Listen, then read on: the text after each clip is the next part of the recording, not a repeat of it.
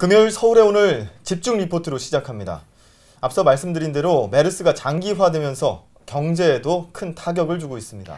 소비지표 회복 속도가 지난해 세월호 사고 때보다 더디고 우리나라를 바라보는 외국인들의 불안감을 해소하려면 상당한 시간이 필요할 것으로 보입니다. 앞으로 또 발생할 수 있는 메르스 같은 질병 재난에 대처하는 방안은 없는지 TBS 집중 리포트에서 짚어봅니다.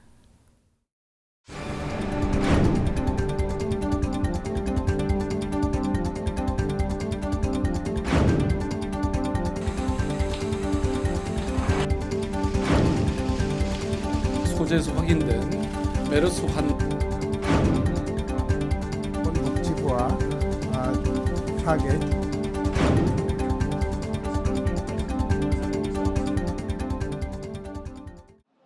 국내에 메르스 확진자가 발생한 지 한 달 보름. 확진자가 줄어들면서 다소 소강 상태를 보이고 있지만 경제를 악화시키는 바이러스로 시민들의 삶에 파고들고 있습니다. 재래시장을 찾는 사람들은 눈에 띄게 줄었고 식당 역시 빈 의자만이 남아 한산합니다. 관광객이 몰리던 서울의 명소들도 텅 비었고 극장이나 병원, 목욕탕 같이 사람들이 몰리는 곳들은 기피 장소가 됐습니다. 이곳은 여의도 한강 수영장입니다. 많은 시민들이 물놀이를 즐겨야 할 시기지만 메르스의 여파로 현재 개장조차 하지 못하고 있는 상황입니다. 한국은행이 발표한 6월 소비자 동향 조사 결과를 보면 소비자 심리 지수가 99로 2012년 12월 이후 처음으로 기준선 100을 밑돌았습니다. 중소기업청이 중소기업 소상공인을 대상으로 설문조사한 결과에 따르면 응답자의 71.5%가 메르스 발생 전보다 체감 경기와 경영애로가 악화됐다고 답했습니다.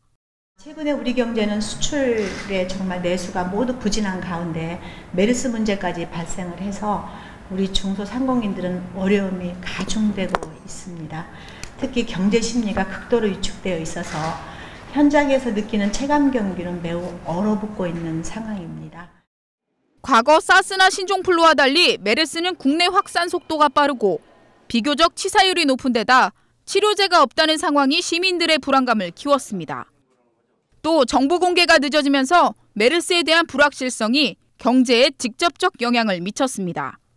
고속도로 텅텅 비고 관광객 텅텅 비고 면세점 텅텅 비고 백화점 텅텅 비고 텅텅텅텅 비니까 트래픽이 안 일어나니까 사람들의 소비 심리가 위축이 되고 활동 심리가 위축이 되고 이 동선이 짧아지고 하게 되니까 당연히 경기가 힘들어지고 기업이 힘들어지는 거죠.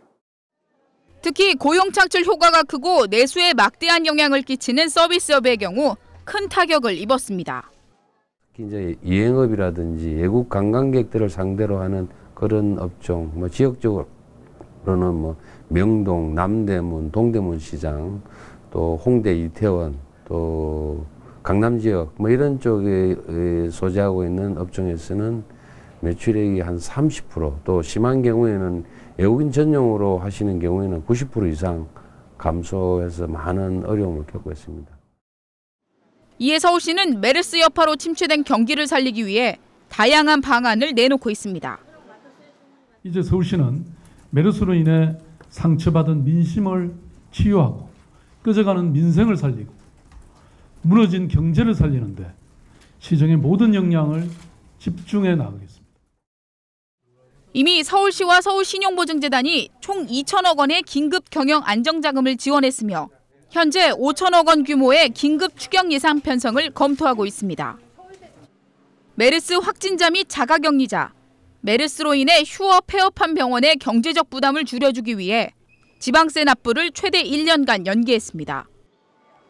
그리고 7월 한 달 동안 외국인 관광객을 위한 쇼핑 관광 축제인 2015 서울 썸머 세일을 서울 전역에서 개최하는 한편 안전한 서울을 홍보하기 위해 100억 원대의 자금을 투자할 계획입니다.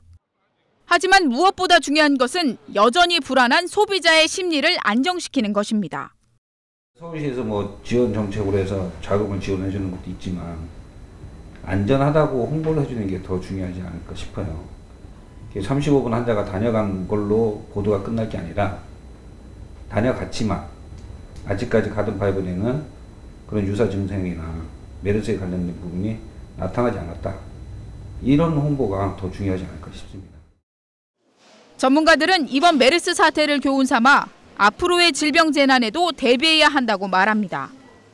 불확실성을 줄여 소비 심리가 위축되지 않도록 하고 위기 상황에 대처할 수 있는 능력을 키우는 일이 중요합니다.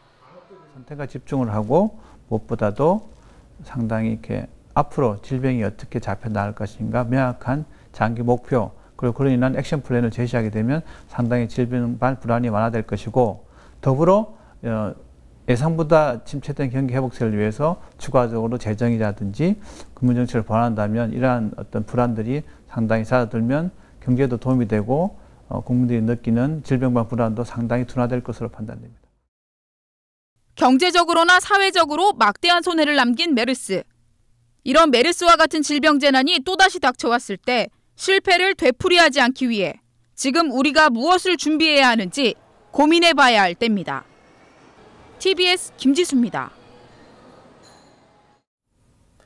메르스가 가져온 수도권 경제 여파에 대해서 리포트로 살펴봤습니다. 현장을 취재한 김지수 기자 스튜디오에 나와 있는데요. 자세한 이야기 나눠보죠. 어서 오세요. 안녕하세요. 네.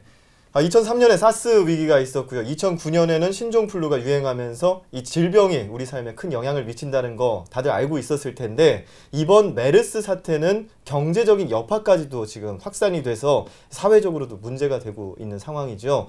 자, 이렇게 돼 있는 그 위험 요소들 어떤 것들이 있을까요? 네, 2003년 같은 경우에는 사스가 발생을 했지만 이웃나라인 중국과 홍콩에 큰 위기가 있었습니다. 네. 사스는 전파력이 강하고 많은 사망자를 냈는데요. 우리나라는 한 발 빠른 대처로 인해서 국내 유입을 완벽하게 차단을 했었습니다. 네. 또 신종플루의 경우에는 많은 분들이 감염이 됐는데요. 감염자 수는 많았지만 상대적으로 사망자 수는 적었습니다. 그리고 이미 타미플루 같은 치료약이 있었기 때문에 시민들이 심리적인 안정감을 가질 수가 있었는데요. 네. 메르스와의 차이점이 여기서 드러나게 됩니다. 바로 불확실성입니다.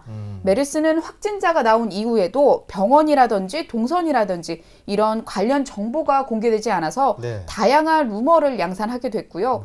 또 치료할 수 없는 약이 없다, 치료할 수 있는 약이 없고 또 사망자가 나온 뒤에는 메르스가 걸리면 죽을 수도 있다라는 이런 위험 요소가 시민들의 불안을 가중시켰습니다.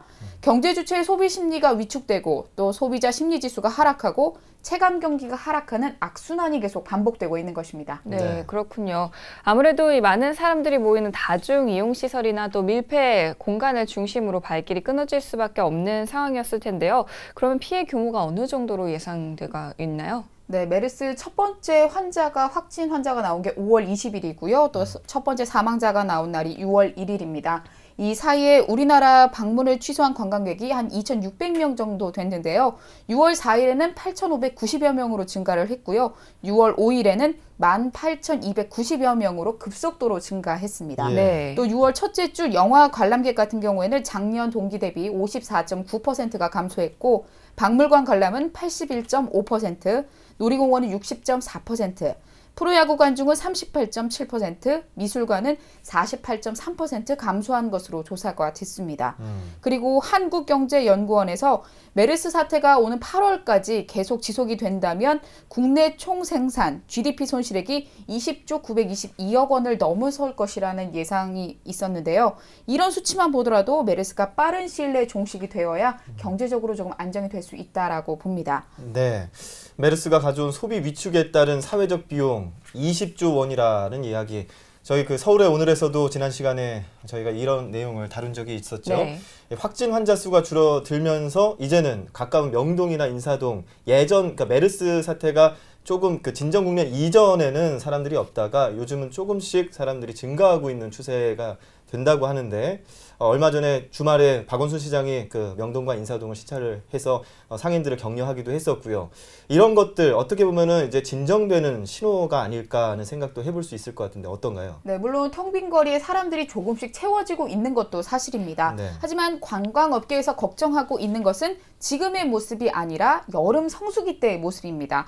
우리도 해외여행을 계획할 때 짧게는 몇 주 전, 길게는 몇 달 전부터 이렇게 계획을 세우고 예약을 하고 준비를 하게 되는데요. 실제 메르스가 발생한 5월 말부터 예약을 취소하는 사람들이 굉장히 많았습니다. 네. 여전히 메르스 확진자가 생기고 있는 만큼 7, 8월은 물론이고 9월 이후까지도 위험 부담을 안고 있습니다.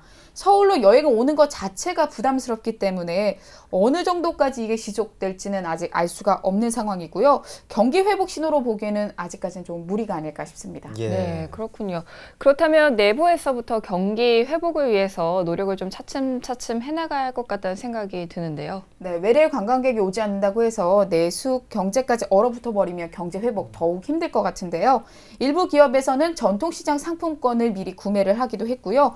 농촌의 일손을 돕기 위해서 봉사활동을 가기도 하고 또 올 여름 휴가 계획을 국내 여행으로 가자 이런 확산이 되고 있습니다. 네. 그리고 양천구나 강동구, 송파구 같이 메르스가 확산이 되고 있기 때문에 어려움을 겪은 자치구들이 좀 있습니다. 예. 지역 내 소상공인들과 영세 자영업체들을 위한 지역 경제 살리기를 자치구 내부에서 벌써 나섰는데요. 전통시장 가는 날을 정하기도 하고요. 점심 식사나 저녁 식사를 이곳에서 직접 하기도 하고 또 실제적인 이런 움직임들이 일어나고 있는 모습입니다. 네. 복수의 경제 전문가들은 이번 메르스 사태로 인해서 소비 위축이 일어난 것이 지난해 세월호 참사 때보다 더 힘들다, 길 것이다, 오래 갈 것이다 이렇게 전망을 하기도 하는데요. 시민들의 불안함을 잠재울 수 있는 실제적인 대책이 필요할 것으로 보입니다.